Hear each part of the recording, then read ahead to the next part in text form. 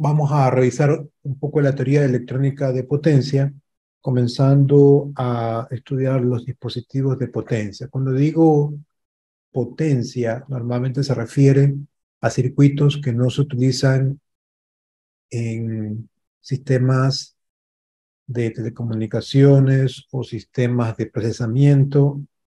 Sistema o dispositivo de potencia se habla o se dice cuando son circuitos que trabajan con corrientes más altas y disipan mayor potencia. Por ejemplo, es típicamente en las fuentes de poder.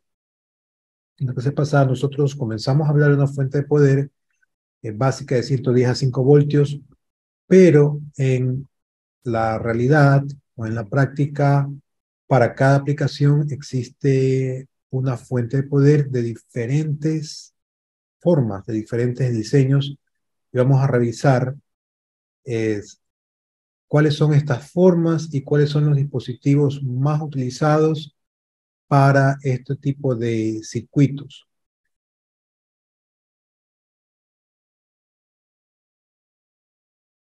Los circuitos electrónicos de potencia convierten la energía eléctrica de un tipo en otro utilizando dispositivos electrónicos. Los circuitos electrónicos de potencia funcionan utilizando dispositivos semiconductores como interruptores para controlar o modificar una tensión o una corriente. Eso es importante, ¿no? Las aplicaciones de los circuitos electrónicos de potencia abarcan desde los equipos de conversión de alta potencia, como los sistemas de transmisión de corriente continua, o CC, hasta aparatos de uso común, por ejemplo, los destornilladores eléctricos, que son inalámbricos, son sin cables, o fuentes de alimentación de los ordenadores portátiles, ¿no? De las laptops o de las PC. La electrónica de potencia incluye aplicaciones en las que los circuitos procesan milivatios o megavatios, es decir, potencias muy pequeñas, bueno, el orden de los megavatios, ¿no? 10 a la 6 vatios, eso es muchísima potencia. Las aplicaciones típicas de la electrónica de potencia son, entre otras, la conversión de corriente alterna, o sea, en corriente continua, CC, la conversión de corriente continua en alterna, la conversión de una tensión continua no regulada en una tensión continua regulada, la conversión de la alimentación alterna de determinada amplitud y frecuencia a otra amplitud y frecuencia distintas. El diseño de los equipos de conversión de potencia precisa de numerosas disciplinas de la ingeniería eléctrica. La electrónica de potencia incluye aplicaciones de la teoría de circuitos, la teoría del control, electrónica, electromagnetismo, microprocesadores para control, transferencia de calor. Los avances conseguidos en la capacidad de conmutación de los semiconductores combinados con el interés por mejorar el rendimiento y prestaciones de los dispositivos eléctricos han convertido a la electrónica de potencia en un área de la ingeniería electrónica de rápido crecimiento. Muchas dispositivos o tecnologías han migrado de ser eléctricas con dispositivos pasivos a electrónicas totalmente. Hay, hablando de subestaciones eléctricas de megavatios, la electrónica ha reemplazado bancos de capacitores inmensos por, por medio de contactores, ¿no? Por dispositivos electrónicos totalmente, disminuyendo el consumo y espacio. Normalmente, ¿cómo podemos distinguir que es un dispositivo de potencia? Porque acuérdense que nosotros hablábamos de tres tipos de potencia: la S, que es la potencia aparente; P, que es la potencia real; y Q, que es la potencia reactiva. Solo una de las potencias se convierte en trabajo real o se convierte en calor, y esa es la potencia activa. Entonces, todos los dispositivos están diseñados para disipar calor. Aquí tenemos un dispositivo de potencia, puede ser un tiristor doble, Ya vamos a ver lo que es un tiristor. Y siempre vamos a tener un disipador de calor de aluminio o sistema de refrigeración, porque como maneja grandes corrientes, ¿sí? Significa que también va a elevar la temperatura del circuito. Entonces necesitamos sacar ese calor del circuito por medio de disipadores. Es parte del diseño de todo circuito. De toda fuente de poder tiene disipador, como esta parte de aluminio. En las computadoras tienen disipador y además un ventilador.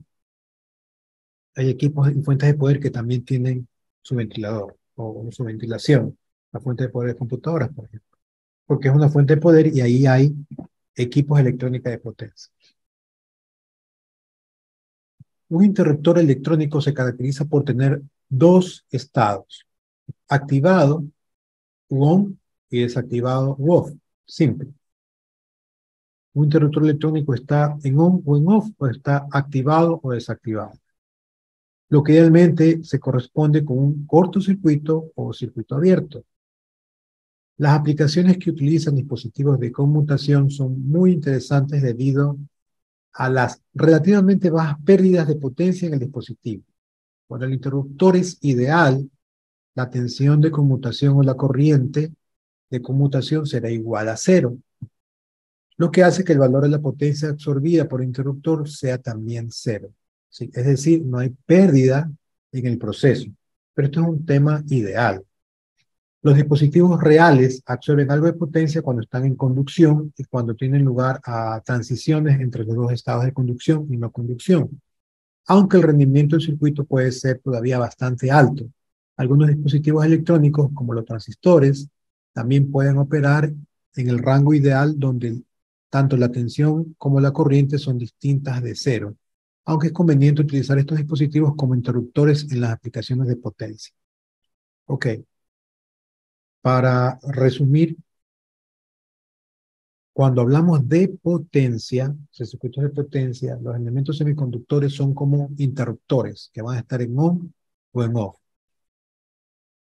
Pero para circuitos reales debemos considerar que estos circuitos consumen energía también, es decir, van a necesitar algo de la energía de la fuente de poder primaria para que ellos también funcionen. En la parte ideal no es así, pero en la parte real sí. Y habla también del transistor en esta parte porque el transistor yo lo puedo utilizar como amplificador, va en un rango de amplificación según la ganancia, o como interruptor. Cuando hablamos de electrónica de potencia, no utilizamos como amplificador, sino que como interruptor solamente. Y todos los dispositivos tienen esa característica. Hay una familia de dispositivos que se llaman convertidores y se dividen en 4 grupos.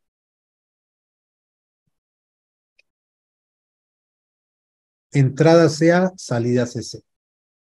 Los convertidores CA-CC o corriente alterna a corriente continua producen una salida continua a partir de una entrada alterna. La potencia media se transfiere desde un generador de alterna a una carga de corriente continua. Los convertidores CA-CC se les denomina específicamente como rectificadores. Por ejemplo, un convertidor CA-CC permite que los circuitos integrados operen a partir de una tensión alterna de línea a 60 hercios, convirtiendo la señal alterna en una señal continua de la tensión apropiada. Ejemplo, una fuente de 110 a 5 voltios, ¿no? Porque la entrada es corriente alterna y la salida es corriente continua. Y son rectificadores. Tenemos convertidores que tienen entrada CC o corriente continua y salida CA o corriente alterna. El convertidor CC a CA se denomina específicamente como inversor. En el inversor, la potencia media fluye desde el lado de corriente continua hacia el lado de corriente alterna. Entre los ejemplos de aplicaciones de los inversores se incluyen la generación de una tensión de 120 voltios, RMS a 60 hercios a partir de una batería de 12 voltios y una conexión de una matriz de células solares con un aparato eléctrico, ¿no? Entonces, este tipo de convertidor es utilizado en el 100% cuando utilizo como energía primaria la energía que viene del sol por los paneles fotovoltaicos. Los paneles fotovoltaicos lo que me entregan es corriente continua. Esa es la energía en la primera fase, corriente continua.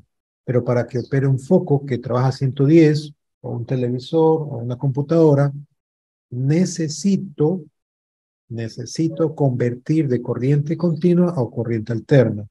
Hay una aplicación que lo utilizan en la industria, en el comercio, oficinas y en el trabajo doméstico también, que son los UPS o fuentes ininterrumpidas de servicio o energía o de poder que están conectados todo el tiempo, pero cuando se va la energía y tengo conectada mi computadora, pues mi computadora sigue operando en 120 porque hace ahí una conmutación y hay un proceso de un convertidor de corriente continua a corriente alterna.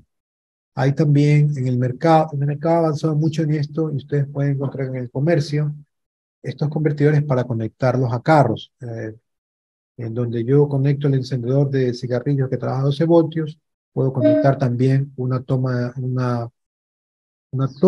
que convierte de 12 voltios a 110 y conecto mi computadora. Entonces, estos dos primeros son muy utilizados y los nombres son, en el primer caso, rectificador y en el otro caso, inversor. Entonces, para inversores, ejemplos como las celdas fotovoltaicas, las UPS, entre otros. También existen convertidores de CC, entrada CC y salida CC. El convertidor CC a CC resulta útil cuando una carga requiere una corriente o tensión continua específica y normalmente regulada, pero el generador tiene un valor de continua diferente o no regulado. Por ejemplo, a partir de un generador de 12 voltios, a través de un convertidor CC puede obtenerse 5 voltios, ¿no? Un ejemplo eh, es el circuito integrado 7805. El circuito integrado 7805, que lo estamos utilizando en el video donde construimos la fuente de poder de 5 voltios, lo que hace es tomar una tensión directa entre 16 y 18 voltios y regula a 5 voltios. ¿Sí? En otros tipos de configuraciones yo puedo instalar un 7812 primero, un circuito integrado 7812. Es decir, que yo tomo la energía que ya está filtrada y la regulo a 12 voltios. Y tengo una fuente de 12 voltios y puedo conectar en cascada un 7805 para obtener 5 voltios. Eso es un convertidor de CCACC. El 7805, el 7812, el 7815, que toman un voltaje directo o de corriente continua y sacan otro. El LM317, que es un regulador de voltaje, que también vamos a verlo, pero es un regulador de voltaje ajustable. Yo tengo una entrada y puedo ajustar la salida, es muy interesante. Los 78, la serie 78 tiene una salida fija, no la puedo regular. Y también existen los convertidores de CA a CA, entrada CA, salida CA. El convertidor CA a CA puede utilizarse para cambiar la amplitud y o la frecuencia de una señal alterna. Ejemplo, entre otros, sería un simple atenuador para la iluminación doméstica, ¿no? Un dimmer que le llaman en el mercado comúnmente, o un control de velocidad para un motor de inducción, ¿no? Un potenciómetro, que trabaja en corriente alterna y sale en corriente alterna. Yo pondría un ejemplo más conocido, el transformador. El transformador es un convertidor de CA a CA. Yo tomo 110 voltios y lo transformo a través del secundario en 12 voltios AC, en 15 voltios AC. Otro grupo de dispositivos electrónicos son los interruptores electrónicos, que forman parte de los grupos más grandes como los convertidores.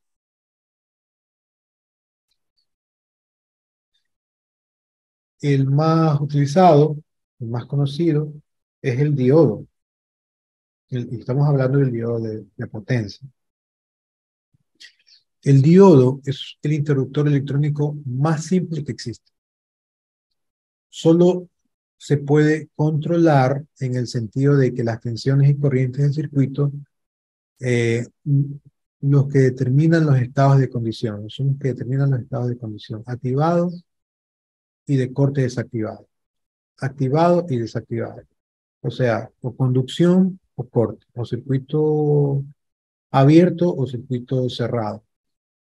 El diodo está polarizado en directa, que se llama conducción, cuando la corriente ID, como está en la figura 1.1, que la tenemos aquí, cuando esta corriente de aquí va en esta dirección. La simbología es de donde tenemos el ánodo y el cátodo. El cátodo es el lado donde está la flecha, y tenemos la corriente, el parámetro de corriente ID o corriente de diodo y voltaje de diodo. Solamente en esta dirección el diodo está en conducción.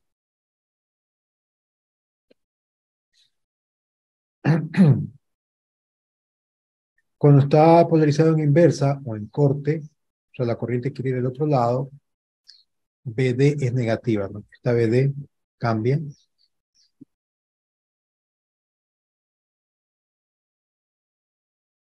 En el caso ideal, estamos hablando del diodo ideal, el diodo se comporta como un cortocircuito cuando está polarizado en directa, cuando está así, como lo ven aquí, y se comporta como un circuito abierto cuando está polarizado en inversa. Eso es ideal. Es como si tuviéramos un switch aquí que hace corto, y cuando se polariza inversamente, se abre, como una válvula check, si hablamos de hidráulica o de agua. Solamente deja circular el agua en un sentido. Si quiere por otro sentido, no va a poder circular.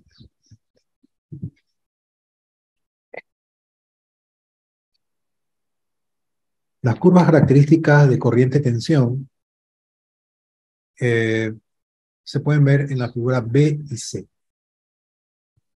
Esta es la figura B. Por un lado tenemos el voltaje del diodo y por otro lado tenemos la corriente del diodo. Cuando el voltaje, ¿sí? Cuando el voltaje es positivo, solo cuando el voltaje es positivo, cuando tengo de más a menos aquí, puede tener una corriente de esta forma.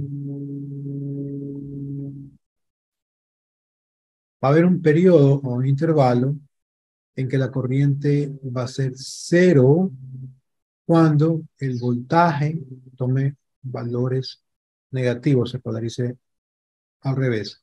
Pero va a llegar un momento en que este voltaje es tan alto que rompe el corte o daña el circuito. Entonces, los diodos también se dañan, ¿no? O se abren totalmente o se vuelven cortocircuito. Entonces, aquí vemos esta gráfica. Que viene PD cuando es negativo, o sea, cuando se invierte, la corriente es cero. Cero. Pero va a llegar un momento en que el voltaje es tan negativo que va a romper esa característica del diodo y va a comenzar a circular la corriente negativa, o sea, la corriente en este lado.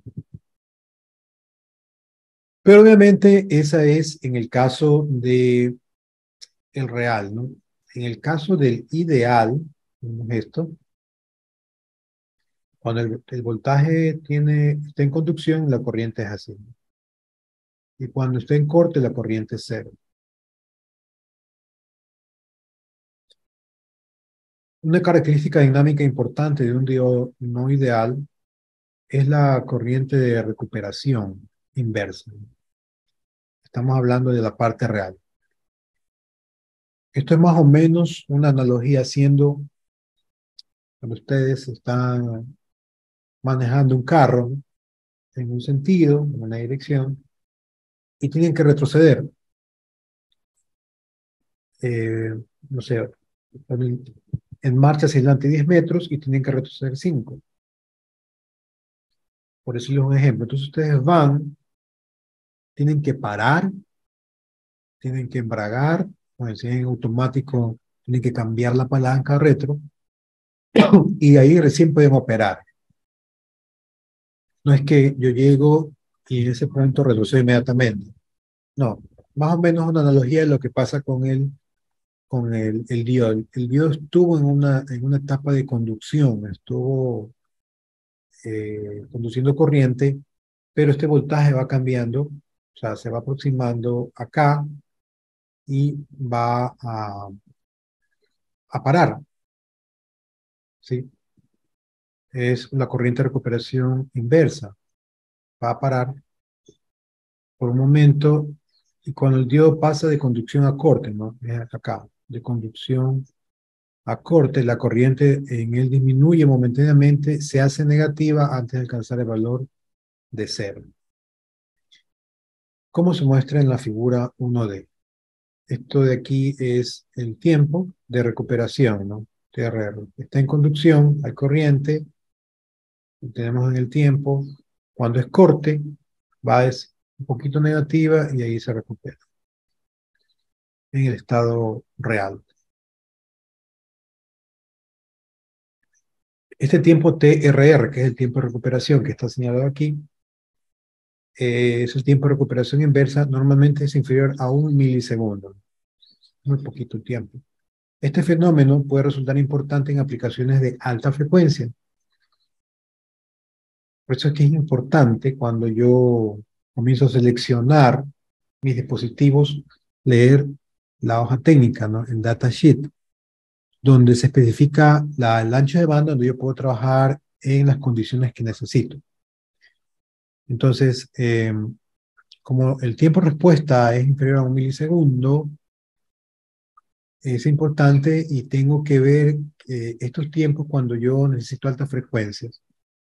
Los diodos de recuperación rápida se diseñan de tal modo que tengan un TRR muy pequeño, ¿no? Menores, diseñados para aplicaciones de 50 hercios. 50 hercios, 60 hercios es la corriente comercial, no es una frecuencia alta, pero normalmente casi todos los diodos en esta frecuencia operan bien, ¿sí? Cuando yo tengo que utilizar frecuencias más altas, ahí yo tengo que fijarme en datasheet y poder escoger el modelo correcto, porque tengo que ver cuál es la corriente de recuperación, porque se me puede quedar en estado de corte. Los diodos Schottky, que es la figura E, que está aquí, que es la misma simbología que está acá, pero tiene otro acabado, en estas rayas así.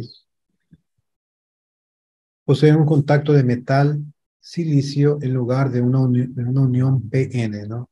Y tienen una caída de tensión directa de 0.3 voltios. Estos diodos suelen utilizarse en aplicaciones de baja tensión donde las caídas de los diodos son importantes, comparadas con las demás tensiones del circuito, ¿no? Pero acuérdense que en el PN, pues yo tengo una caída de 0.7 aproximadamente.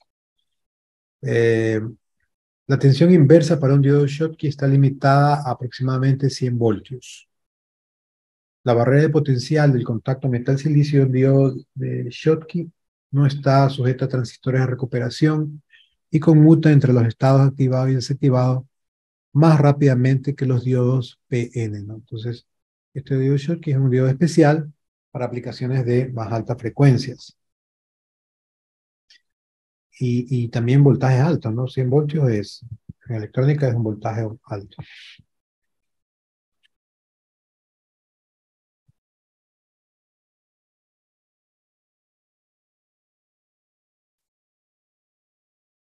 ¿Cómo los encuentran en la práctica? En esta forma, muy simple. El que vamos a usar, por ejemplo, para la fuente es el 1N4007, pero hay diferentes presentaciones. Este es más un diodo tipo Zener. Este es un gráfico. Es importante señalar que esta raya de aquí simboliza esta de aquí, que es el cátodo. Siempre va a estar al lado del cátodo. Significa que la corriente va en este lado. Hay varias presentaciones. Según la corriente, tenemos varios encapsulados. ¿Sí? Tienen una estructura PN así, ánodo y cátodo. Simbología.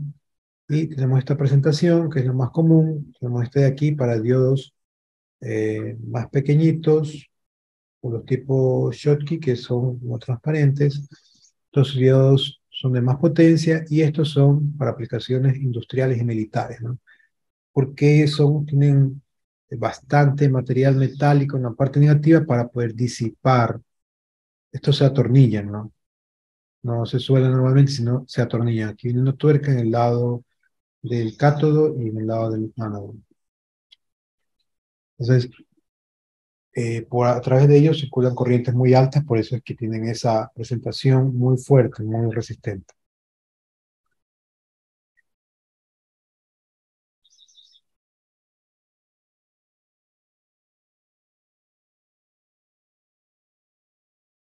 Otro equipo muy utilizado de potencia es el tiristor.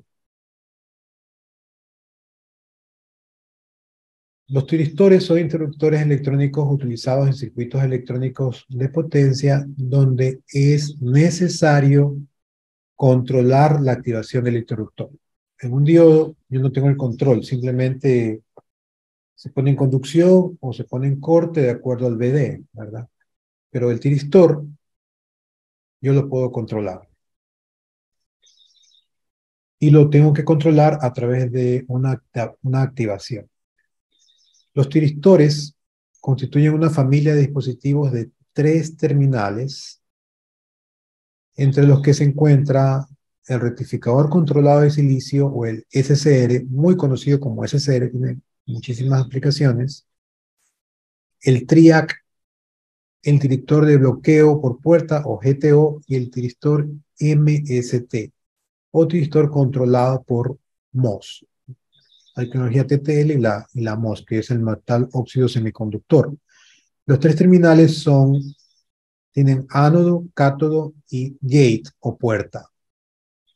Si tienen 3 terminales, a diferencia del diodo que solamente tiene ánodo y cátodo, se le suma un terminal más que se llama la puerta o la compuerta o el gate en inglés. A veces se utilizan los términos tiristor y SSR como sinónimos, ¿no? Es decir, en el mercado, SSR engloba todos los tipos de tiristores, igual que tiristor. Más o menos es como vas a afeitar con Gillette. Más o menos es esa analogía, ¿no? O sea, Gillette llama todas las hojas de afeitar y vas a afeitar llama todo.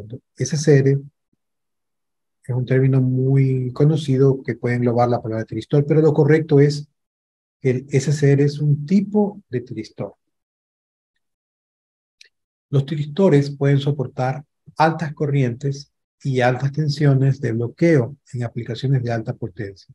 Tensión de bloqueo es la tensión contraria en la que no están en conducción.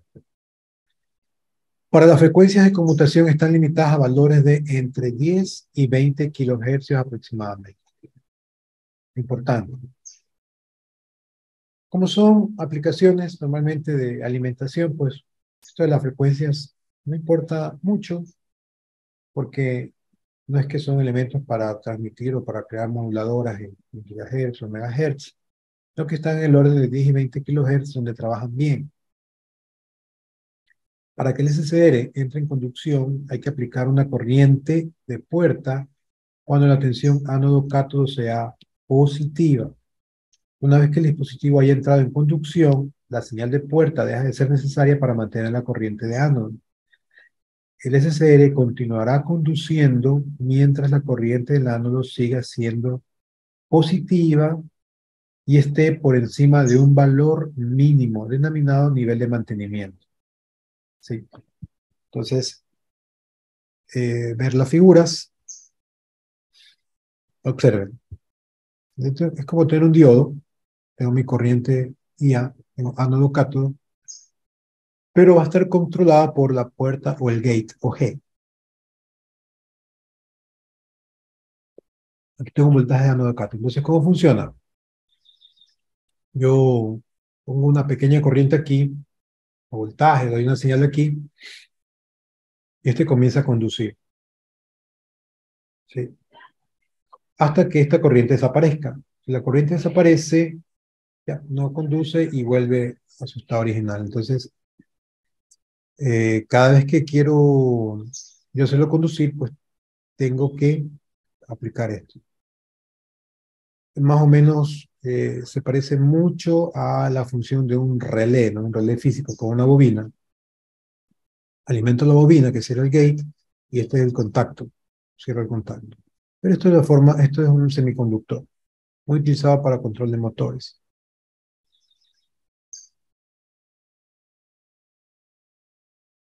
Entonces, este es ideal, ¿no? Activado, desactivado, ve acá. O sea, aquí hay corriente, siempre y cuando tenga un voltaje positivo, de acá. Y aquí tengo la puerta, ¿no? El ano del cátodo.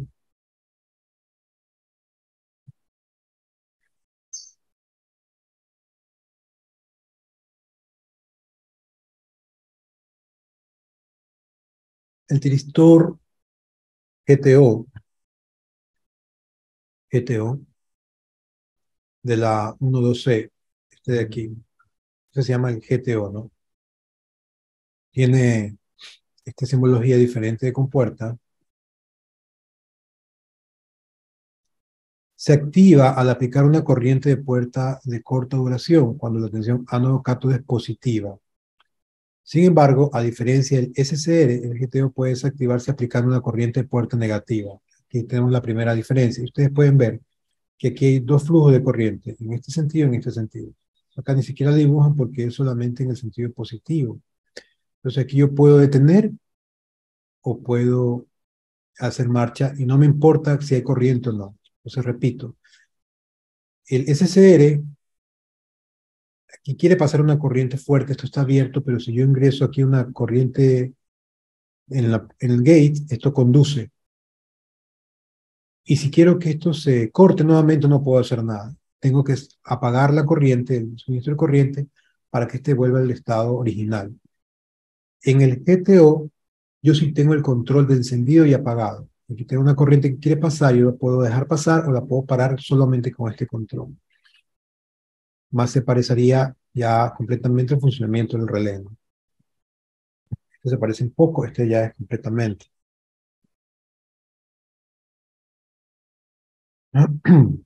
El GTO es, por tanto, apropiado para algunas aplicaciones en las que es necesario controlar tanto la activación como la desactivación del interruptor. La corriente negativa en el GTO puede ser muy breve, unos pocos microsegundos, pero su magnitud debe ser muy grande comparada con la corriente de activación. Generalmente, la corriente de desactivación de compuerta es un tercio de la corriente del ánodo en estado de conducción.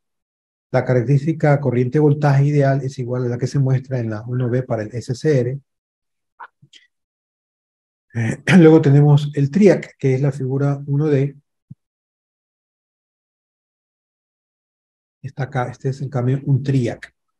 Es un transistor capaz de conducir corriente en ambos sentidos. Miren, acá solamente en este sentido, acá yo solamente activo, acá activo y desactivo, acá tengo activo, pero yo puedo en este sentido y en este sentido de acá. Este es el TRIAC, muy interesante.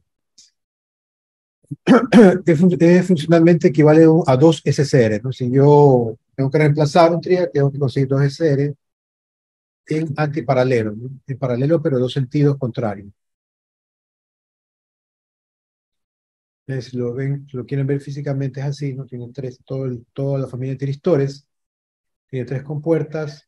Esto normalmente es el gate, la primerita, el ano del cátodo. Pero van a tener que leer todas ¿no? Bueno, aquí está cátodo, ano de gate, ¿no? Del 2N6397. Este es así normalmente. Cátodo, ano de gate. Entonces, aquí yo quiero conducir. Si quiero conducir, tengo que enviar una corriente pequeñita al gate. La forma comercial es la forma industrial o militar, que es un metal muy robusto,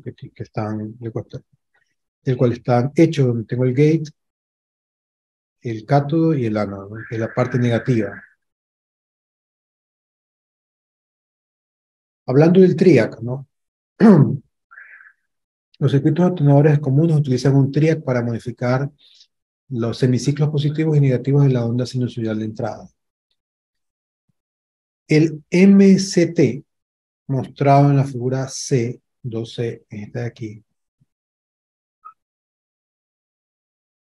Es un dispositivo funcionalmente equivalente al GTO, pero sin el requisito de alta corriente de desactivación de puerta. El MST, perdón, está formado por un SCR y dos transistores MOSFET.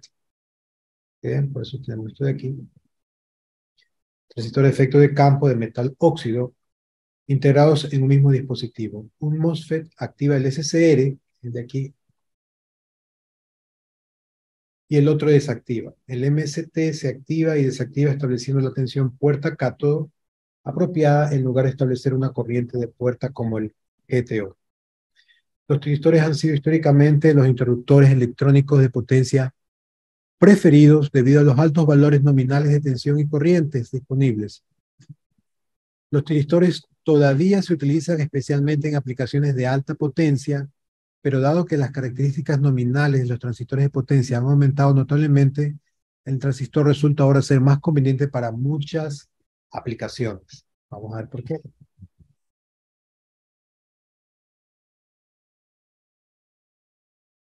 El transistor como elemento de potencia. Los transistores son utilizados como interruptores en los circuitos electrónicos de potencia, solo como interruptores. Los circuitos de excitación de los transistores se diseñan para que estos estén completamente saturados, activados, o en corte, desactivados. Esto difiere de lo que ocurre con otras aplicaciones de los transistores, como por ejemplo un circuito amplificador, en el que el transistor opera en la región lineal activa,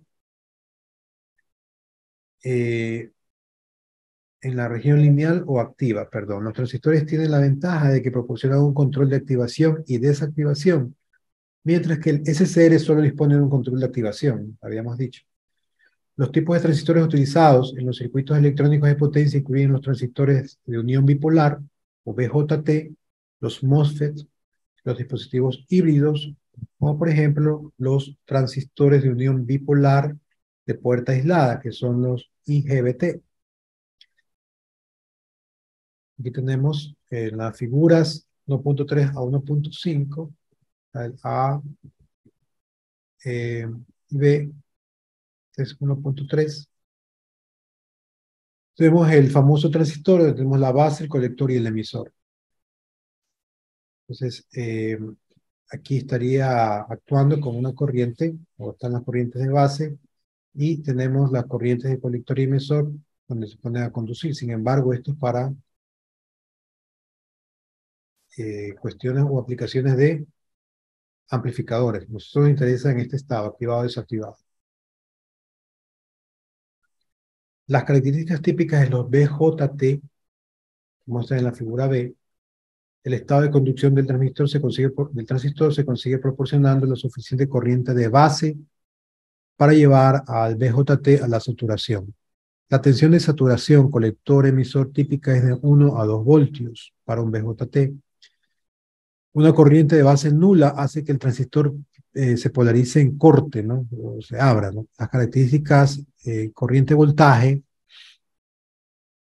ideal para el BJT se muestra en la figura C. Es una condición ideal, ya hemos hablado. Y es un dispositivo controlado por corriente. Tiene una baja ganancia, que es la HFE, a veces menor que 20.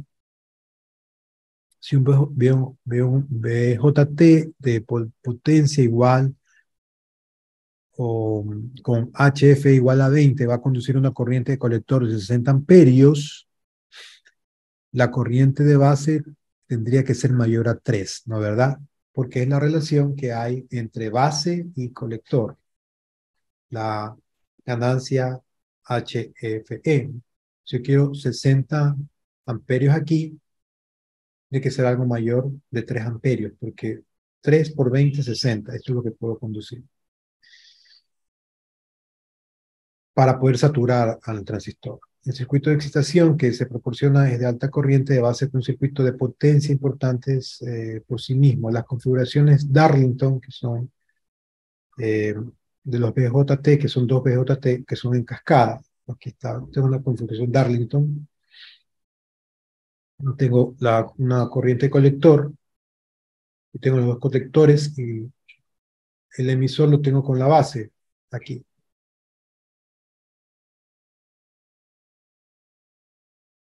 La ganancia de la corriente efectiva es la combinación, ¿no?, de estas dos aproximadamente. Igual el producto de las ganancias individuales. Y aquí multiplico las ganancias para obtener la ganancia. Esta es para transmitir más corriente. Entonces, las presentaciones de los transistores, hay, las hay así como en el tipo TO, que son industriales, militares. Aquí está el TO con disipador, porque estos disipan mucha corriente, porque por el colector emisor pasa mucha corriente. Estos son las presentaciones, pues, pequeñas, comerciales. Todos tienen su disipador metálico ya de fábrica, vienen con este orificio listo para ser conectados con un disipador de corriente. Este aquí es totalmente aislante, no tiene porque disipa muy poquito, ¿no? Pero así son los transistores normalmente. Y tienen la característica de los MOSFET y los IGBT. Están en esta gráfica de aquí.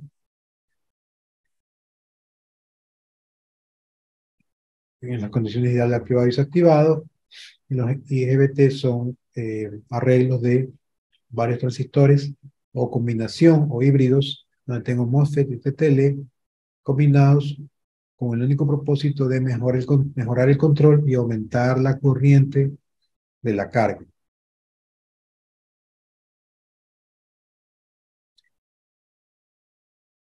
La configuración Darlington puede construirse a partir de dos transistores discretos o puede obtenerse con un solo dispositivo integrado. Los PJT de potencia están disponibles con valores nominales de hasta 1200 voltios y 400 amperios. Eso es bastante. Se suelen utilizar en convertidores que operan hasta los 10 kHz. Generalmente los BJT de potencia están disponibles con valores nominales de corriente y tensión más altos que los MOSFET, ¿no? El MOSFET, que es, lo estaba mostrando en la figura 1.4, es un dispositivo controlado por tensión con las características mostradas en la figura 1.4b. Es el MOSFET.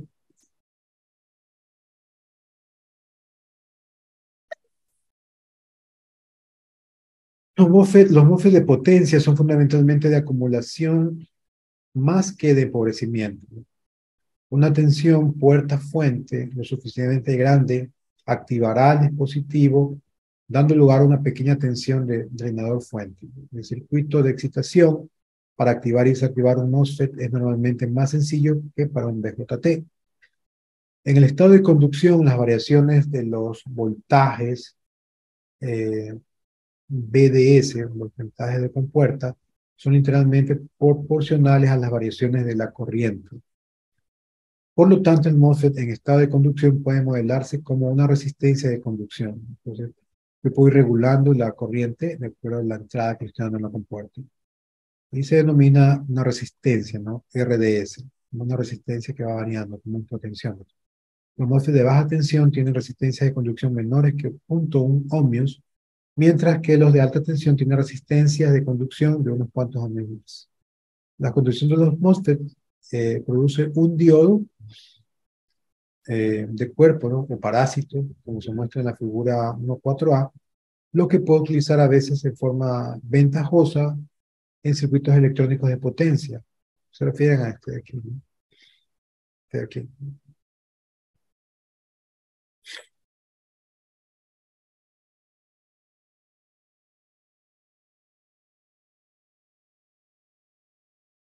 Los valores nominales llegan a alcanzar hasta 1000 voltios y 50 amperios. Las velocidades de conmutación de un MOSFET son mayores que las BJT y utilizan en convertidores que pueden operar por encima de 100 kHz.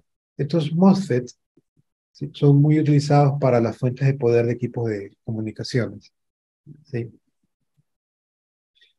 El IGBT en la figura 1.5 integra un MOSFET y un BJT, es un híbrido.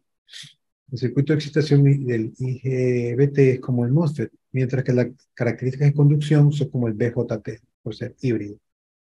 Es adecuado para velocidades de conmutación de hasta aproximadamente 20 kHz y ha sustituido al BJT en muchas aplicaciones, ¿no? el IGBT. Bien.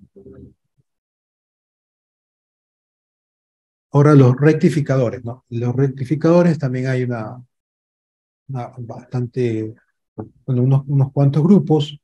Hoy vamos a ver uno de los rectificadores, pero antes hay que repasar un poco la teoría para comprender un problema que vamos a ver, vamos a proponer y resolverlo dentro de esta clase. Algunos conceptos que hay que recordar, importantes. La corriente alterna y los voltajes, cuando ambos son alternos, ¿no? Son fuentes AC, se expresan de forma común por su valor efectivo, ¿sí? O su valor eficaz, o su valor RMS. RMS viene de las siglas en inglés root mean square, ¿no? O raíz media cuadrática. Esto es después de un procesamiento de la onda que viene positiva y negativa, ¿sí? Se hace un artificio matemático para poder establecer una, una correspondencia con un voltaje DC, ¿sí? Cuando se dice que en nuestras casas tenemos 120 o 220 voltios, estos son valores RMS o eficaces. Entonces, siempre cuando ustedes vean en las placas de los equipos, en los cargadores, etcétera, en especificaciones técnicas, hablan de forma implícita de voltajes RMS. No es necesario decir este voltaje RMS, no.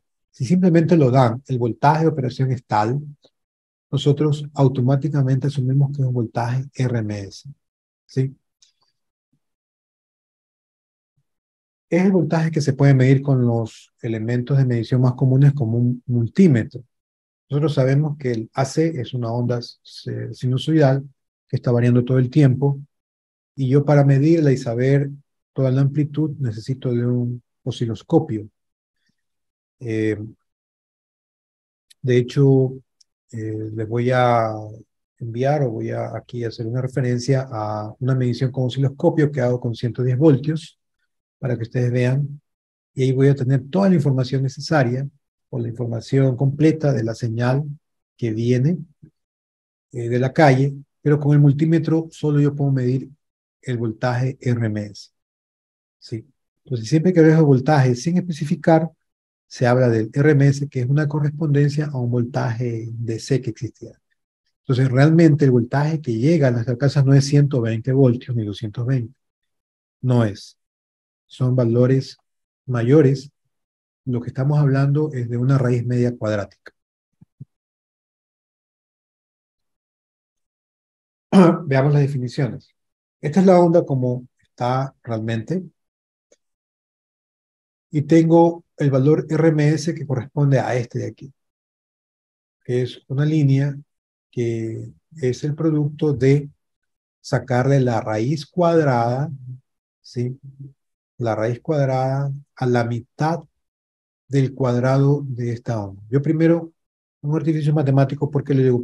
Porque yo, al elevar esto al cuadrado, todos los valores de la función que corresponden se hacen positivos, porque todo número al cuadrado es positivo. Entonces me queda una onda muy grande aquí. A eso le saco la mitad y a eso le saco la raíz cuadrada. Y ese se llama, por eso se llama raíz media cuadrática, RMS. Eso es un valor de C. Además tengo el valor máximo o valor o voltaje de pico. Voltaje máximo de pico que es de 0 hasta acá. Este es pico positivo. Si no especifico nada, BP es el lado positivo. Pero también existe el BP negativo o el voltaje mínimo. Y también existe el voltaje de pico a pico. De pico a pico es desde el valor mínimo al valor máximo. ¿Sí? Sumo estos dos tramos y este es el valor pico a pico. ¿Cómo yo puedo obtener diferentes valores a través de un valor conocido? Aquí están unas fórmulas que dice que el valor RMS es igual al valor máximo, o sea, a este valor de aquí, por 1 sobre raíz de 2, o multiplicado por 1,007. Este es el valor RMS. Entonces, si yo quiero sacar el valor máximo, yo multiplico, mejor dicho, divido, ¿no? El valor RMS multiplicado por raíz de 2. Entonces, 127 por raíz de 2 va a dar un valor mucho más alto. También yo puedo obtener el voltaje RMS, el voltaje pico a pico, que solamente es una combinación nada más de factores, sería por 1 sobre 2 por raíz de 2, o lo puedo obtener de voltaje promedio, por pi sobre 2 raíz de 2. Con respecto al voltaje promedio, o sea, si yo hablo estrictamente, esto es una traducción más bien del inglés, pero si yo hablo estrictamente de sacar un promedio de voltaje, el promedio sería 0, porque esta onda la tengo acá, la sumo con esta parte negativa, la sumo a las dos y divido para 2 es igual a 0. Lo que quiere decir promedio justamente es hablando de la onda positiva, ¿no? Habla de la onda positiva, de esta onda, pero en forma positiva. Ahí sí le puedo sacar un promedio, que no es igual que el RMS, porque en RMS yo estoy sacando un valor de la raíz media cuadrática. O sea, yo voy aquí, estoy sacando un valor que corresponde, tanto en la parte positiva o negativa, a un valor de C. El valor promedio es un valor más grande, porque lo voy a multiplicar por 1,1107, que el RMS, ¿no? Va a estar más arriba que el valor RMS, un poco más arriba. Bien, entonces, habiendo repasado eso, vamos a revisar un problemita muy sencillo. Si yo tengo una fuente de voltaje AC con una resistencia, un circuito resistivo, con los siguientes datos, que tengo un voltaje de fuente AC, BS, voltaje de sur, RMS de 120 voltios, con una frecuencia de 60 Hz, con una fase de la fuente de 0 grados, con una resistencia de 1 ohmio. Quiero encontrar los valores teóricos del voltaje RMS, pero VR, ¿no? Aquí. El voltaje P, el voltaje pico teórico, el voltaje de la resistencia pico a pico teórico, el voltaje de la corriente RMS teórico y la corriente pico y pico a pico teórica. Entonces, ¿cuál es el voltaje aquí? Bueno, como tengo un voltaje BS, que es el voltaje de la fuente, y no tengo nada más que la resistencia, eso está en paralelo. Entonces, BS es igual a BR. Y si BS es igual a BR, entonces el valor de RMS es igual a BS RMS, que es igual a 120 voltios. Luego, el valor pico sería 120 por raíz de 2, 169,706 voltios. Entonces, en nuestras casas, si yo mido con un multímetro 120 voltios como RMS, en realidad voy a tener un valor máximo de 169 voltios. Eso es lo que mis equipos están recibiendo en la onda, en la parte positiva. Si quiero de pico a pico, en la parte teórica yo multiplico por 2, porque estoy asumiendo que es una señal, es una señal completamente limpia y es una señal que se repite en el lado positivo y en el lado negativo, ¿no? Es un ciclo. Entonces yo multiplico por 2. La corriente RMS la calculo con la ley de Ohm compleja, que es el voltaje sobre la resistencia, o sea, 120 voltios dividido por un ohmio, que es 120 amperios. La corriente de pico, multiplico la corriente RMS por raíz de 2 y tengo que la corriente va a ser de 169,706 amperios. Y la corriente pico a pico es la corriente de pico multiplicada por 2, que es 339,411 amperios. Entonces, eso es solamente repasando y hablando de un circuito AC resistivo sin ningún elemento de electrónica de potencia, sin ningún elemento semiconductor. Cuando yo ya comienzo a añadir elementos semiconductores, esto voy a tener que analizarlo de nuevo porque los comportamientos cambian. Hablemos del rectificador de media onda.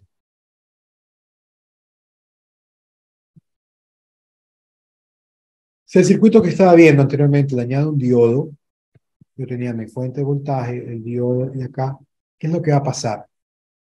Si este es mi VM, el voltaje máximo, el voltaje DS, la fuente, que es sinusoidal, tengo mis ciclos pi y 2pi, ¿qué va a pasar en B sub 0? B sub 0 donde tengo aquí la resistencia. Solamente va a pasar la parte positiva, porque la corriente solamente va a tener este sentido en el periodo positivo. Cuando la corriente gira al otro lado, se corta, no hay conducción. Este sigue generando hasta aquí, pero no va a llegar a la resistencia. Entonces este lado llega a cero, no llega, hasta que llega al siguiente ciclo positivo y transmite. ¿Y cuál es el voltaje que tengo en el diodo? Cuando estoy en el positivo, en el diodo ideal, ¿no? Cuando estoy en positivo, conduzco y mi caída de voltaje es cero. Entonces, tengo cero mientras estoy conduciendo. En el otro periodo que es negativo, que la corriente viene de este sentido, el voltaje que voy a tener es el mismo voltaje que tengo aquí. Me lo está aplicando acá. Este voltaje, en vez de, es el ciclo negativo de la fuente, este de aquí. En el ciclo positivo no tengo voltaje, en el ciclo negativo sí tengo, en vez de. Entonces, como ven, tengo comportamientos totalmente distintos ahora en la carga y en el diodo. ¿Cómo yo puedo sacar o puedo deducir B sub 0 con esta forma de aquí? Bueno, eh, hago el B sub 0 es como una media de estas de aquí, ¿no? Una media de estas de aquí. Entonces aquí si sumo esta, más esta, más esta, más esta de aquí, ¿sí? Un valor, ¿no? Al dividirla para el número de tramos, pues va a dar un valor mucho menor. Y lo que yo voy es integrar esta señal. Los integro esta señal de aquí. Integrar para sacar el área abajo de acá. Integro de 0 a pi de la señal que es Bm seno de Wt por el diferencial de Wt. Y es de 0 a pi sobre 2 pi,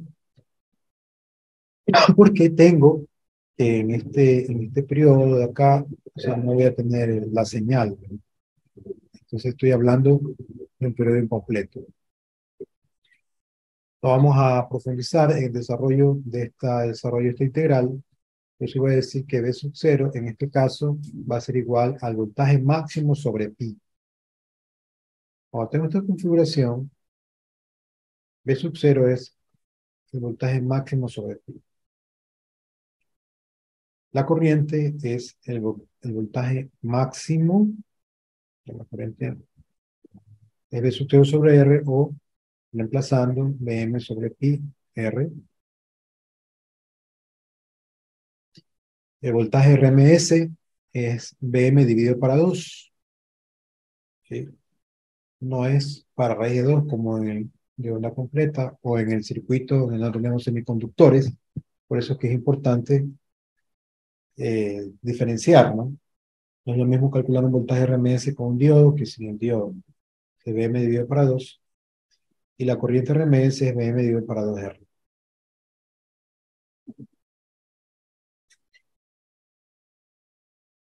¿Cuál es el problema? Para el rectificador de la figura 3.1, que es la que estoy presentando, el generador produce una sinusoide de 120 voltios, RMS, ¿no? Que la especifica. Pero si no lo dijeran, pues sabemos que es RMS, a una frecuencia de 60 Hz. La resistencia de carga es de 5 ohms. De aquí. Determine la corriente media en la carga, la potencia media absorbida por la carga y el factor de potencia del circuito. Todos esos conceptos los hemos visto, los hemos repasado. ¿Qué fórmulas yo puedo utilizar aquí? Las que necesito utilizar cuando tengo un rectificador de media onda, o sea, cuando tengo un solo diodo.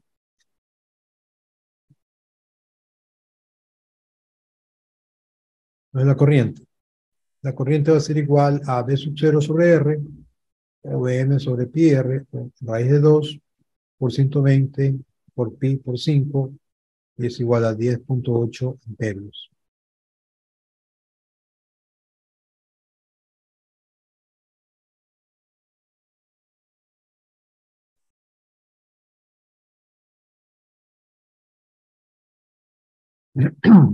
El voltaje RMS va a ser igual a Vm dividido para 2. Vm es igual a, o sea, el voltaje máximo, ¿no? Es raíz de 2 por 120 sobre 2, y es igual a 84.9 por B.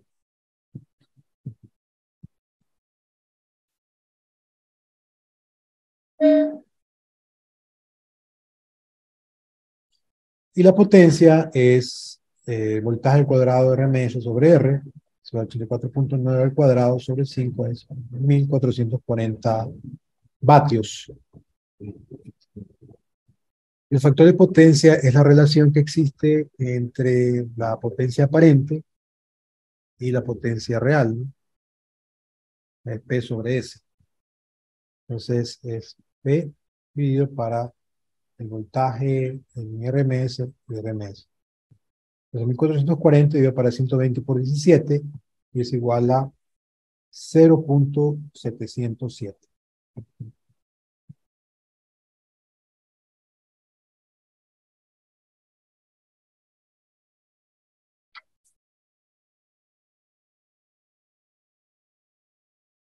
Luego hay variantes.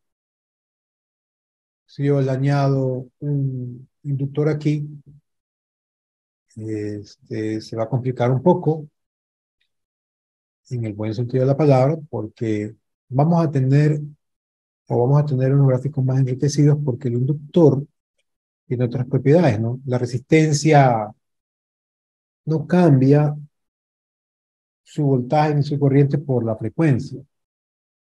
El capacitor y la inductancia sí, lo hemos visto. Entonces, tenemos diferentes señales de acuerdo donde queramos medir, ¿no? Entonces, aquí tenemos el voltaje, si de S, ¿no? Vamos así. B sub 0, que es la suma de este componente, que está entre R y L, tiene la forma, lo tenemos así. BR, tenemos una media onda. BL es la que da el componente de esta forma a la total. Y BD, que está en el diodo, tiene esta forma, ¿no? Cero cuando está conduciendo y este voltaje de esta forma cuando está en corto. ¿Por qué se nos distorsiona esto de aquí? Se nos distorsiona la onda. Bueno, revisemos la parte matemática. Si hacemos una ley de Kirchhoff, la ecuación de lazo, la fuente, la fuente va a ser igual a la suma de los dos voltajes, ¿no? Yo tengo esta fuente que va a ser igual a la suma del voltaje aquí y el voltaje acá. Aquí el voltaje no cae porque el voltaje es cero, pero en todo caso aquí tengo que analizar de otra forma, porque hay una condición en que se vuelve esto como un cortocircuito y hay otra condición en que se vuelve esto como un circuito abierto. Bueno, entonces, en el caso de que esté conduciendo en el ciclo positivo, yo puedo escribir esto, ¿no? Que la fuente es igual al voltaje que hay en la resistencia, que es R por I de T, más el voltaje que se cae en el inductor, que es L por la derivada de la corriente con respecto al tiempo. Eso es lo que se llama una ecuación diferencial. Entonces, bueno, el texto pone una resolución matemática sencilla, donde hace asunciones. Dice que I de T es igual a I de F más I de N.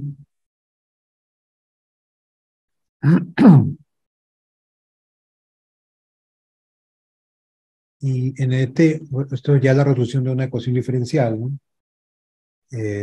Esta solución de ecuación diferencial, si quieres repasar, también tengo yo en videos cómo se solucionan, pero no es tema de este curso. Y tampoco vamos a profundizar porque los ejercicios que veremos no es que necesitarían resolver una ecuación diferencial. Vamos a centrarnos en el resultado de las ecuaciones. Entonces explico un poco cómo se va resolviendo las corrientes y les repito, se complica un poco todo esto porque en la ecuación tengo una derivada, la derivada de la corriente. Lo que son asunciones y acá es interesante, pues escribo Z, ¿no? La impedancia es igual a R cuadrado más la reactancia, que es W por L al cuadrado, esto ya lo sabemos. Este es el ángulo que tenemos otra ecuación. Utilizando todas esas ecuaciones, pues tenemos un resumen de fórmulas, como las que tengo aquí, de corriente WT para frecuencias entre 0 y beta y para frecuencias entre beta y 2pi. ¿Por qué? Porque tengo yo dos ciclos. En el ciclo donde hay conducción y en el ciclo donde no hay. Por eso tengo que hacer esta diferencia de ciclos, ¿no? Entonces, cuando estoy conduciendo es esto, pero en el otro sentido no voy a conducir, la corriente es cero. En estos valores tengo que calcular. Beta tengo que calcular para saber dónde está, en qué ángulo, hasta qué ángulo yo estoy conduciendo. El valor de la corriente IRMS y tenemos un problema, ¿no? Problema sí mismo. Tenemos un resistor y un inductor.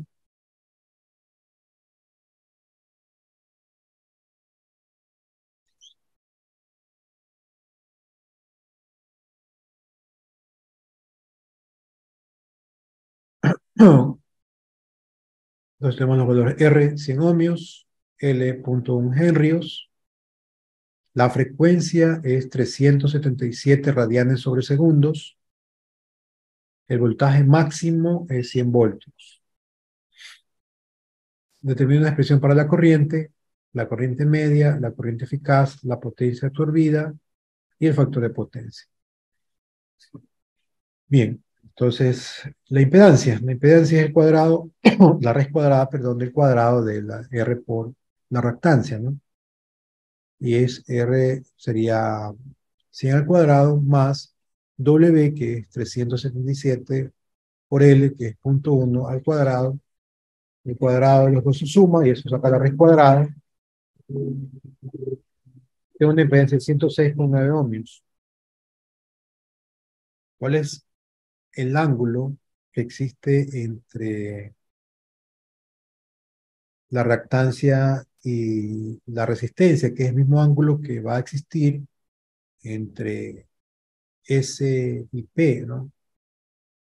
Entre la potencia reactiva y la potencia activa? Ese es el ángulo. 20,7 grados o 0,361 radianes, la conversión. Y el W tau, que es W sobre R, sería igual a 0,377 radianes, que es la frecuencia, la frecuencia del tau. Esto significa la relación que existe entre cuando carga con energía, en el ciclo que se carga con energía, el inductor. Esto es un ángulo, esto es una posición. Entonces, la corriente, según la fórmula que vimos, este de aquí, 0.936 por seno de W menos 0.361 radianes más 0.331 por E menos W a la 0.377 radianes, que es cuando hay un tau. Pero esto es entre 0 y beta, o sea, mientras conduzco. Cuando está entre beta y 2pi es 0. Pero esta ecuación me serviría para encontrar beta, o sea, cuando le igual a 0, ¿no?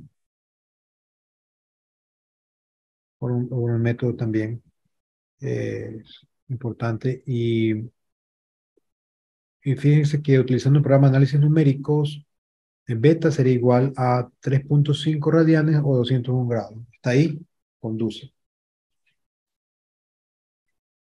La corriente es igual a 1 sobre 2pi, donde tengo el 0 a 3.5,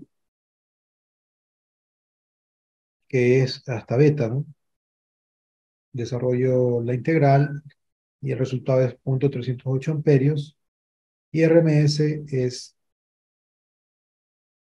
aplicando esta fórmula, 1 sobre 2pi de 0 a 3.50, o sea, de 0 a beta, que es hasta donde yo conduzco, completo con estos valores que obtengo de las fórmulas, y tengo 0.474 amperios. Entonces, como han visto, pues ella es un nivel de problema mucho más avanzado, donde tenemos que recurrir a ecuaciones diferenciales, pero para esto existe la transformada de Laplace, que también hablo de la transformada de Laplace, para resolver ecuaciones diferenciales, porque aquí lo linealiza. Pero no vamos a profundizar, solamente es para que tengan de referencia cómo poder resolver un problema donde tengamos un inductor cuando utilicemos un rectificador de media onda.